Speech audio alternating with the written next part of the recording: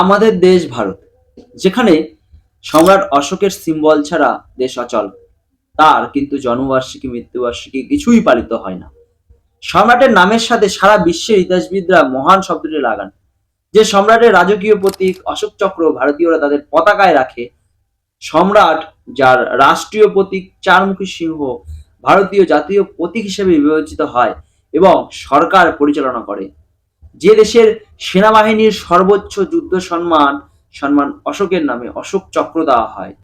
সম্রাটের আগে বা পরে এমন কোনো রাজা বা সম্রাট ছিলেন না যিনি অখণ্ড ভারত, আজকের নেপাল, বাংলাদেশ সহ সমগ্র ভারত, পাকিস্তান এবং আফগানিস্তানের মতো বিশাল ভূখণ্ডের একছত্রে শাসন করেছেন।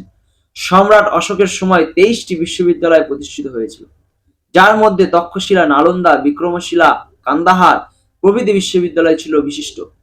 এসব বিশ্ববিদ্যালয়ে বিদেশ থেকে শিক্ষার্থীরা উচ্চশিক্ষার জন্য ভারতে আসতো। যে সম্রাটের রাজত্বকালে বিশ্বের বুদ্ধিজীবী ও ইতিহাসবিদরা ভারতের ইতিহাসের স্বর্ণযুগ বলে মনে করেন। সম্রাটের আমলে ভারত বিশ্বের গুরু, সোনার চিড়িয়া ছিল, মানুষ সুখী ও বৈষম্যহীন ছিল। সম্রাটের আমলে গ্র্যান্ড ট্যাঙ্ক রোড এর মতো বিশাল হাইওয়ে রোড নির্মিত হয়েছিল মধ্য দিল্লিতে, যা আকবর রোড নামে পরিচিত। 2000 কিমি দীর্ঘ, দুই পাশে গাছ লাগানো হয়েছিল, সরাইখানা নির্মিত হয়েছিল। প্রথমবারের মতো মানুষ পশুদের জন্য মানব হাসপাতাল খোলা হয়েছিল, পশু হত্যা বন্ধ হয়েছিল।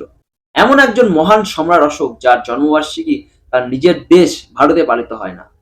এটা দুঃখজনক যে নাগরিকদের এই জন্মবার্ষিকী উদযাপন করা উচিত, তাদের নিজেদের ইতিহাস ভুলে গেছে এবং তারা জানে না কেন তারা উদযাপন করতে চায় না।